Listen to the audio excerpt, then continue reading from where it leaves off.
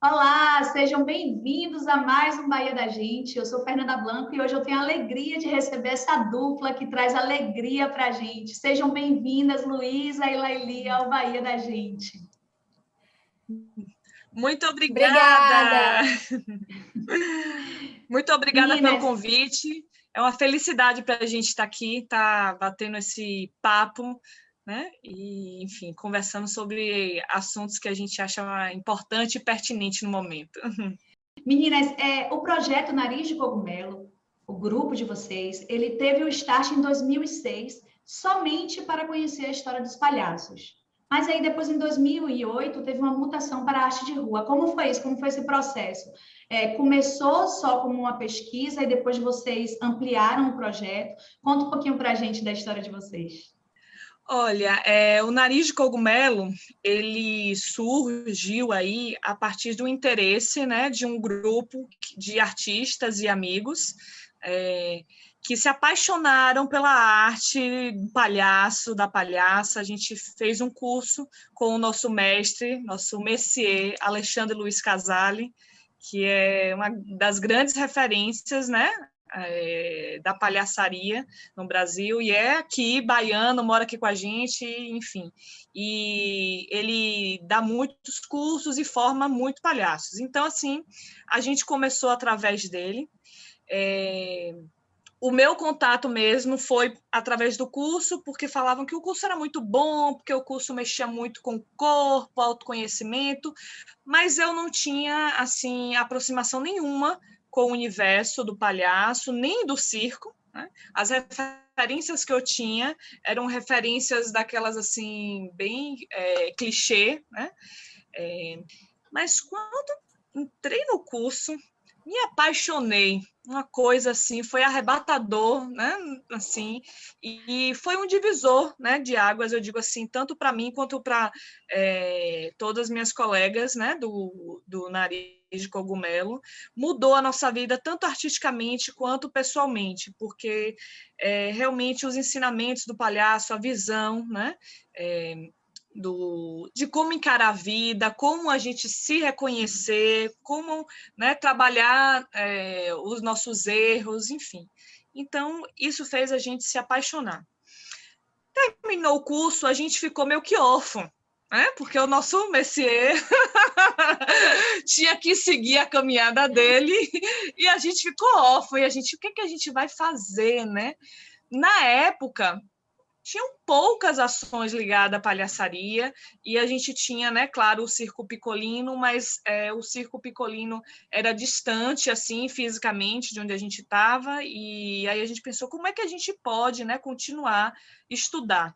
E aí se juntou um grupo de pessoas, o intuito era estudar mesmo a palhaçaria. E aí a gente começou dessa forma. E aí a gente se encontrava periodicamente, fazendo exercícios, jogos, e aí a gente pensou assim, não, a gente tem que ir para o público, porque o palhaço é o público, né?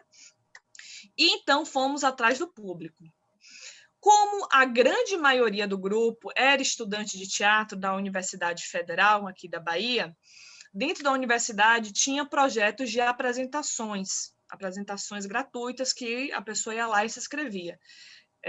Tinha um projeto chamado O Ato de Quatro, que era um projeto muito bom dentro da universidade, que é onde os artistas iam apresentar cenas, né, e era aberto ao público, gratuito. E era uma forma exatamente de experimentação e de prática, né? Então, a gente começou assim. Foi muito bom, né? Esse momento aí fez a gente ter certeza de que a gente queria, né, continuar ali se apresentando, e trouxe a necessidade da gente se apresentar mais vezes e mergulhar de cabeça naquele universo. Para a gente ir para um teatro, a gente tinha que pagar a pauta do teatro. Só que a gente não tinha dinheiro. Aí a gente, como é que a gente faz para ir para o teatro, para apresentar? E aí a gente disse, olha, quer saber de uma? Vamos para a rua. Vamos apresentar na rua, vamos chegar lá na rua e vamos fazer para ver o que é que acontece. E assim foi a nossa primeira apresentação de rua, lá na Praça do Campo Grande, em frente ao nosso Teatro Castro Alves. E a apresentação, assim, se a gente fosse analisar tecnicamente, foi um desastre, a gente não formou roda, né? Quando a gente passou o chapéu, a gente ganhou muito pouco, a maioria era a moeda que tinha no chapéu. Eu queria que Laili trouxesse um pouquinho para a gente. O grupo, ele já participou de vários editais, inclusive já teve a felicidade de ser contemplado 4 vezes pela Funarte. Eu queria que vocês falassem um pouquinho sobre os editais que vocês passaram e sobre essas premiações, como foi isso para vocês, porque vocês começaram sem pretensão, né? E aí aquilo tomou uma proporção tão legal, tão gostosa. E é lindo de ver o brilho no olhar de vocês falando sobre o projeto. Então, é gostoso, é legal, é delícia ouvir de vocês que a rua é a casa de vocês, né? Aquela galera ali que está genuinamente curtindo vocês, que não foram pagas para estar no teatro, que não foram, na verdade, nem pagas, né? Que não foram levadas para lá. Eles estão ali curtindo vocês genuinamente. Eu queria que vocês trouxessem um pouquinho dos editais que vocês concorreram, e como foram essas premiações, porque vocês começaram sem pretensões, né? E aí chegaram a essa proporção, essa grandiosidade toda. Conta pra gente como foi isso, o que agregou no grupo, como é que vocês encaram essa experiência? É engraçado você falar que a gente começou sem pretensão, porque o primeiro edital que a gente inscreveu um projeto foi um edital daqui da Bahia, estadual, foi para comprar tatame de EVA. Foi só isso, assim, a nossa grande pretensão, nossa grande ambição era ter dinheiro para comprar tatame de EVA. E aí, com o tempo, a gente foi crescendo enquanto grupo e também aprendendo a fazer projetos e crescendo os nossos sonhos. Nós ganhamos 4 editais, fomos contemplados com 4 editais a nível federal. 3 foram da Funarte e 1 do Ministério da Cultura. O do Ministério da Cultura foi um edital de intercâmbio, um edital que tinha regularmente de intercâmbio de artistas. E nosso projeto era ir para a Espanha. A gente foi para a Espanha aprender com 2 artistas da palhaçaria feminina que trabalham lá na Espanha, uma é espanhola, uma é inglesa, fazer oficinas lá, trocar com o pessoal lá. E quando voltamos, a gente deu uma oficina gratuita para os artistas daqui da nossa região e foi um projeto incrível. Os da Funarte foram projetos de arte de rua mesmo, como Luísa estava falando, né? Que como a rua é a nossa casa, a grande maioria dos nossos projetos são nesse sentido também, no sentido da arte de rua. E aí, esses da Funarte foram editais de circulação, foram projetos assim que a gente tem um carinho enorme. Um foi um edital de arte de rua, o nome do edital era um edital de arte de rua mesmo, e foi circulação por bairros da periferia daqui de Salvador. Então, a gente passou por bairros muito diferentes, com realidades demográficas muito diferentes, a gente pôde ampliar o alcance do grupo, né? E pessoas de lugares diferentes chegando a nossa arte também. Os outros 2 editais foram o edital Carequinha, o saudoso edital Carequinha de estímulo ao circo da Funarte. Era um tempo muito bom quando a Funarte tinha esses editais de circo. E aí a gente passou com o edital de circulação. Um deles foi para circular pelo... você estava certa, foram 3 editais de Carequinha de estímulo ao circo. Um foi pela Chapada Diamantina, um foi pelo Rio São Francisco, e o último, que é assim a nossa menina dos olhos, a gente sonha em conseguir fazer de novo esse projeto, que foi um projeto de circulação por comunidades indígenas do Nordeste. Então, a gente passou pelas comunidades Pancararu e Funiô, em Pernambuco, e pela comunidade Cariri Chocó, em Alagoas. A gente ficou uma semana em cada uma dessas aldeias, trocando e oferecendo oficina e aprendendo saberes locais e apresentando espetáculos diferentes da gente. E foi um projeto incrível que transformou a gente, fez a gente rever várias coisas enquanto formação de grupo, enquanto vida, né? Assim como a Luísa falou, que a descoberta da palhaçaria mexe com a gente na nossa vida profissional, na nossa vida pessoal. A rua fez isso, e esse edital que possibilitou que a gente fosse para as comunidades indígenas fez isso também. Depois que vocês conseguiram sair da parte órfã, né? que você comentou, que vocês se sentiram órfãos no começo, né, do projeto. Vocês rodaram vários estados, vocês acabaram de falar sobre isso, rodaram vários estados apresentando o trabalho de vocês, com o apoio dos editais. E a gente sabe também, no caso, eu sei, vocês vão ficar sabendo agora, que vocês foram também apresentar na Argentina e em Portugal.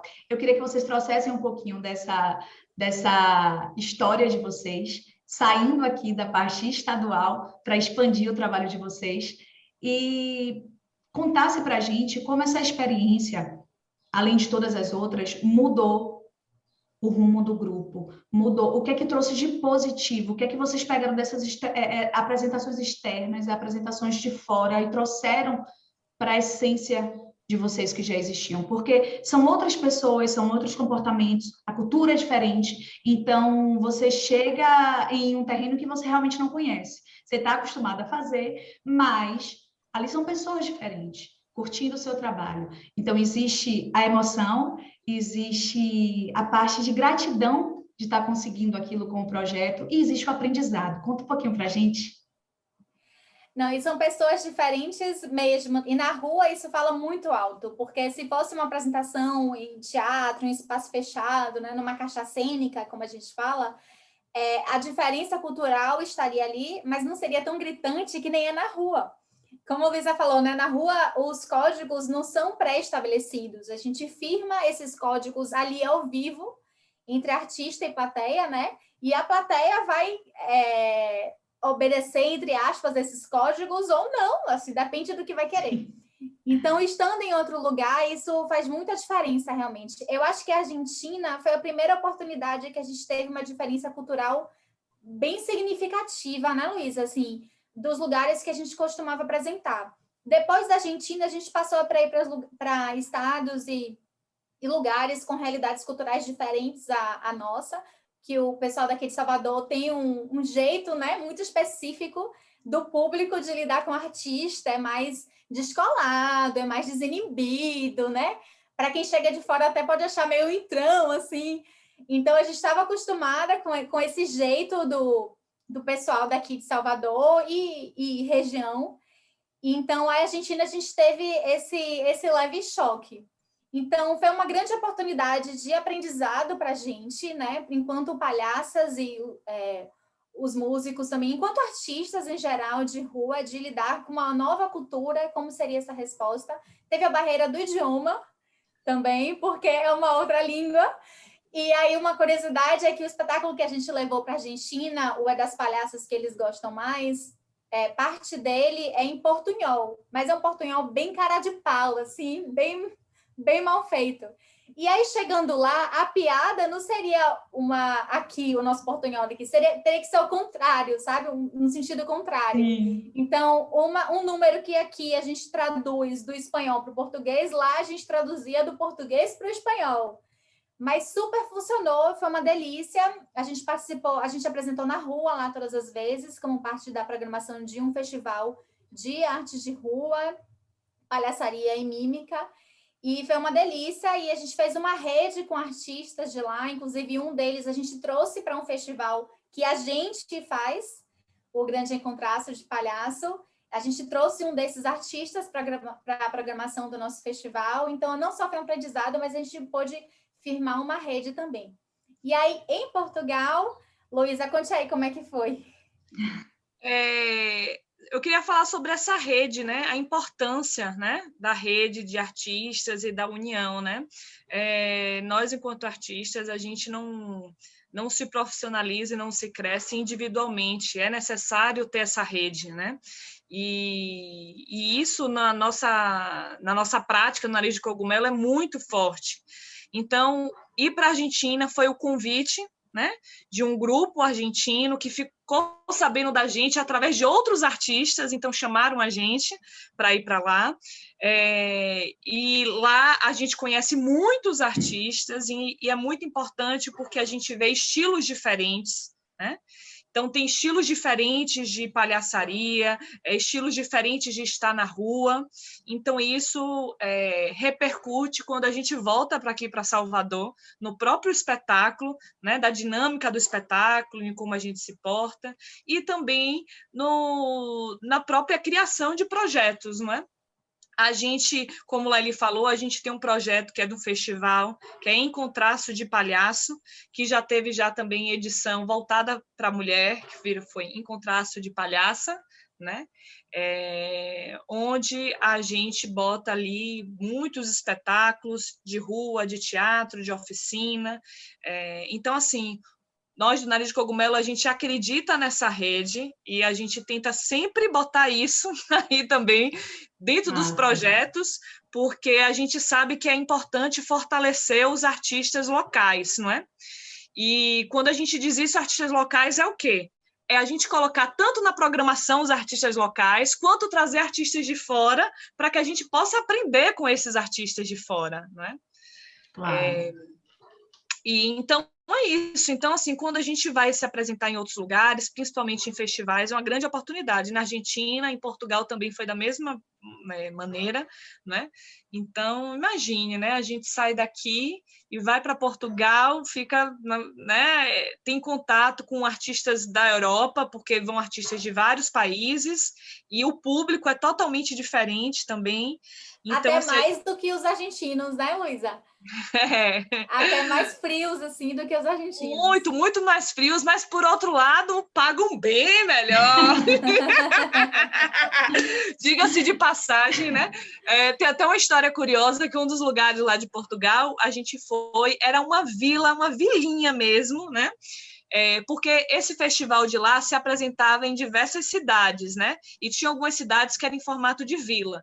Então, essa vila era bem pequenininha. E quando a gente chegou na vila, a gente olhou assim, oh, meu Deus, poucas casas, né?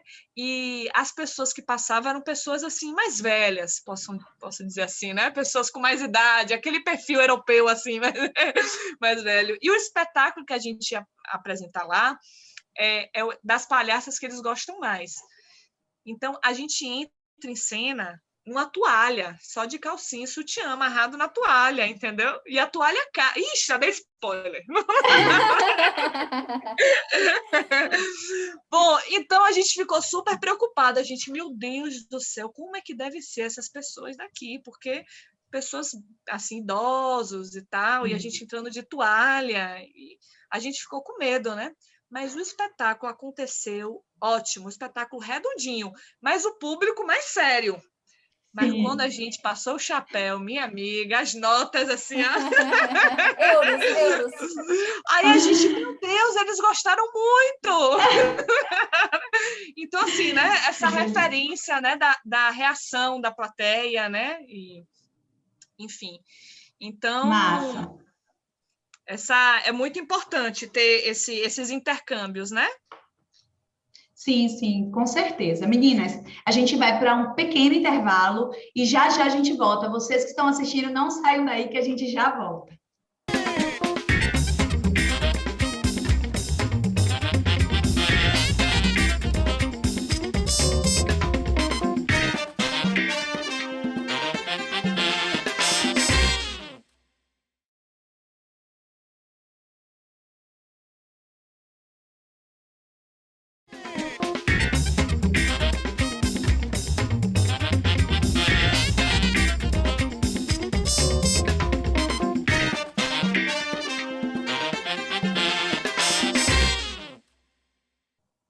Voltamos com mais um Bahia da Gente. Hoje a gente está tendo a alegria de receber essa dupla do Nariz de Cogumelo. Meninas, a gente sabe que a pandemia atingiu diretamente quem trabalha com arte, né? A classe de artistas sofreu muito e está sofrendo muito com essa pandemia.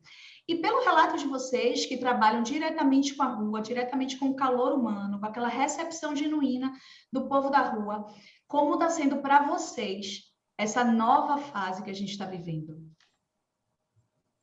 Sofrido. Tá difícil. Não vou mentir, não.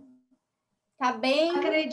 Acredito que vocês têm outras atividades, mas do que se refere à paixão, que é a palhaçaria para vocês? Como que vocês têm conseguido desenvolver outras coisas para que o grupo não morra, o grupo não esfrie, que vocês consigam movimentar ainda assim?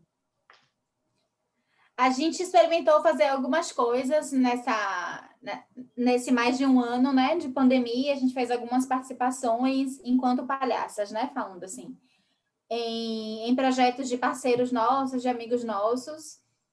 Chegamos a cogitar fazer alguma coisa para a internet, para redes sociais, mas a gente sentiu muita falta, assim, da rua e do contato com o público. Então, a gente está priorizando algumas coisas mais pontuais, trabalhos mais pontuais e outros tipos de projeto, mas espetáculo online, para gravar online, assim, a gente ainda não tá, a gente não se, ainda, já passou um ano, né, de pandemia, mas a gente não conseguiu se entender nesse lugar. Nosso lugar realmente é em contato com o público. A gente sente que a palhaçaria, sem um público ali na frente, ela perde muito do seu sentido. Temos muitos colegas e muitas colegas que estão se reinventando enquanto palhaços, palhaças, atores, atrizes, dançarinas, etc., nessa pandemia, e achamos tudo maravilhoso, mas para a gente não se encontrou muito nesse lugar. A gente está mais fazendo algo pontual. Recentemente gravamos uma cena que é quase um videoclipe para um festival de palhaçaria feminina no Rio de Janeiro. E aí foi muito gostoso, porque a gente pôde se reencontrar para gravar, para brincar e tal. Mas a gente está fazendo coisas mais pontuais, assim, nesse sentido, e torcendo para essa vacina chegar logo para todo mundo, para a gente conseguir voltar a fazer o que a gente sabe e gosta. É verdade, é verdade. Para finalizar o programa de um jeito bem massa e bem gostoso, eu queria que vocês falassem para a gente sobre o projeto do podcast, que eu sei que tem um nicho bem específico, né? Palhaçaria feminina. Eu queria que vocês contassem. Ele teve vida agora em 2021. Eu queria que vocês trouxessem um pouquinho da história do podcast para a gente, como que vocês estão selecionando as convidadas para o podcast, como é que é feito esse recorte. Os temas, eles são bem específicos. Eu queria que vocês finalizassem o programa contando. Inclusive, deixem aí onde que a gente encontra, quais são as plataformas já disponíveis para a gente ter acesso aos podcasts e prestigiar o trabalho de vocês. O Papo de Palhaça, ele surgiu exatamente na pandemia, né? Como um dos projetos pontuais, né? Ele foi possível devido à lei, ao Aldir Blanc, que viabilizou ele. Mas, assim, o desejo do projeto surge já desde muito antes, né? Desde quando a gente começou a circular por outras cidades, conhecer outras artistas mulheres, e a gente começou a se entender mesmo, enquanto, vou botar até o termo, né? Palhaça feminista, uma das convidadas utilizou, né, no nosso podcast. A gente ficou com um desejo muito grande de tentar mapear, né, essas palhaças, essas mulheres artistas, criar um mapeamento, criar uma forma de registro, né, e uma pesquisa em torno dessas artistas, né, que estão presentes hoje e que muitas vezes a gente não sabe, não conhece porque está no interior, né, ou enfim, a gente acaba não tendo acesso. Então, esse desejo já vem de muito antes. A gente já tinha tentado viabilizar ele em outros projetos, mas não conseguimos. E agora, na pandemia, com a Lei Aldir Blanc, a gente conseguiu formatar um projeto que é em formato de podcast, que são entrevistas com mulheres que trabalham com a palhaçaria, ou com humor, ou com o corpo cômico, né, de alguma forma. E, então, assim, foi realmente uma felicidade ter tido essa oportunidade de escutar essas artistas e de botar isso como um registro. Porque o que acontece? Às vezes a gente faz, né? Eu mesmo me colocando aqui enquanto mulher, né, palhaça, você faz e você acaba, às vezes, não refletindo muito sobre o seu ofício, sobre o seu fazer, sobre a sua experiência. Então, é importante ter alguém, né, perguntando e você falando, para você refletir, E também é importante ter esse registro, porque a gente sabe aquilo que não está registrado, né? A gente acaba não sabendo o que existiu, o que aconteceu. Se perdendo com o tempo, né? Se perdendo com o tempo. E aí, a história que é contada é a história que a pessoa se interessou por registrar o negócio, né? Então, a gente sabe que ao longo todo da nossa história, a gente escuta uma história X, e quando a gente vai pesquisar mais a fundo, a gente vê que tinha outras coisas. Por exemplo, mulher palhaça. De onde que veio a mulher palhaça? Como é que surgiu? É uma coisa nova? Não existia? Como é que era isso, né? Enfim, então, através da fala dessas mulheres, a gente vai vendo que essas mulheres sempre estiveram presentes no circo, essas mulheres sempre estiveram ali presentes no teatro, atuando de alguma forma, que eram mulheres que já tinham essa predisposição do cômico, né? Mas que elas não eram reconhecidas como tal ou valorizadas como tal. E isso vem a importância, novamente, de você registrar, porque aí traz o valor daquela coisa, né? Então, assim, as entrevistas, gente, são muito emocionantes, porque a gente vai vendo a história de cada uma, a vivência de cada uma, a gente vai aprendendo, vai sabendo curiosidades, né? E a gente vai se emocionando através disso, refletindo como essas mulheres estão trabalhando, elas trabalhavam antes, né? Como é que era feito isso, esse ofício. É verdade. O brilho no olho de vocês falando que é uma delícia de ficar aqui assistindo. Cada pergunta que a gente faz, vocês respondem com alegria no olhar. Isso é maravilhoso, de verdade. Aí lá você pode falar um pouquinho sobre onde encontrar, né, as entrevistas, que entrevistas eram essas, para quem está assistindo aí a gente. Elas estão disponibilizadas gratuitamente para quem quiser acessar. Márcia, eu quero saber de quanto em quanto tempo a gente consegue essas entrevistas, se o programa de entrevista já acabou e vocês estão soltando quais são os dias que está indo para o ar, em quais plataformas a gente encontra, para que a gente possa prestigiar o trabalho de vocês. Pronto. Eu só queria acrescentar que as entrevistas não foram só biográficas. A gente fala um pouco da vida e do trabalho dessas artistas convidadas, mas a gente discute temas também que são temas transversais na palhaçaria feminina, no circo, na mulher no circo. Então, são entrevistas que são emocionantes, a gente chorou, a gente deu risada, a gente ficou revoltada, quis levantar da cadeira, porque a gente debateu temas muito importantes e temas que ultrapassam quem é da área do circo, quem é da área das artes. Temas que são de interesse quando a gente fala, por exemplo, de sexualidade em cena, de prazer e sexualidade da mulher artista em cena. Isso é um assunto de interesse para toda a sociedade, né? Não só para as artistas, nem não só para as mulheres. Então, todo mundo que estiver curioso, pode procurar o Papo de Palhaça, tá? No Anchor FM e no Spotify. O Spotify é bastante conhecido, pode procurar lá, Papo de Palhaça, que vai achar nosso programa. Tem 9 episódios, são 8 episódios de entrevista e um episódio final entre 3 palhaços do Nariz de Cogumelos, de considerações finais. Foi um programa de uma edição de 9 episódios. A gente quer voltar com ele, mas para isso a gente está aguardando uma possibilidade, uma nova oportunidade de viabilizar ele financeiramente, para a gente poder dar um cachê para as nossas convidadas, né? Para a gente poder pagar toda a equipe, porque atrás da Arte de Rua tem uma equipe enorme, atrás do podcast também tem uma equipe muito grande, equipe técnica de divulgação, de criação, Exatamente. de pesquisa.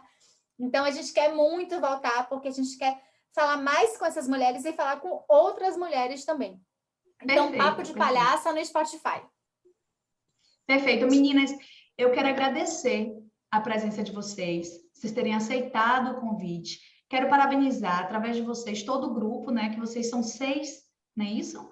Junto com os músicos, correto? Pelo grupo, pelo trabalho que vocês desenvolvem, que ainda na pandemia vocês conseguiram trazer um podcast reinventando, ainda que vocês achem que não se reinventaram, isso é parte da reinvenção, né? Vocês trouxeram como podcast trabalhos ocultos, pessoas que estão escondidas, pessoas que a gente não conhece. E isso é maravilhoso, vocês estarem trazendo parte da arte de vocês para a gente. E eu quero agradecer a presença de vocês aqui. Muito obrigada, fico muito feliz de ter a oportunidade de entrevistar mulheres palhaças que têm brilho no olho pelo que faz. Nanda, eu queria deixar obrigada. só mais um convite, antes da gente encerrar, que a gente vai estar apresentando, né, uma cena dentro de um cabaré virtual que acontece num festival chamado Playlight. Esse monte de mulher palhaça. Isso, que é de colegas nossas lá do Rio de Janeiro, que são palhaças, assim, maravilhosas, super experientes, que esse festival foi um dos primeiros festivais de palhaçaria feminina do Brasil, então é uma grande referência. E a história do festival é tema de um dos episódios do podcast, inclusive. Ah, legal, legal. E como que a gente pode ter acesso a esse festival? Onde que a gente encontra o link para participar? Fala aí para a gente quando que vai estar disponível. Conta tudo. O festival ele começa agora no finalzinho de junho e vai até julho. E ele tem um site.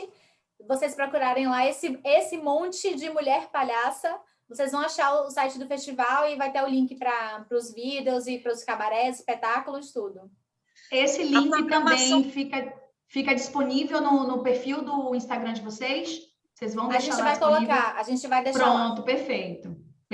Vale a pena dar uma olhada na programação, porque vão ter muitos espetáculos de artistas do Brasil todo, mulheres, né? E tem oficinas também, para quem tiver curiosidade, pode se inscrever nas oficinas. Massa, excelente. O Bahia da Gente fica aqui, gente. Infelizmente, a gente já está chegando ao final. Com essa energia massa de vocês duas. Mais uma vez, obrigada por terem aceitado o convite do Bahia da Gente e até a próxima, porque terá a próxima. Tchau, tchau.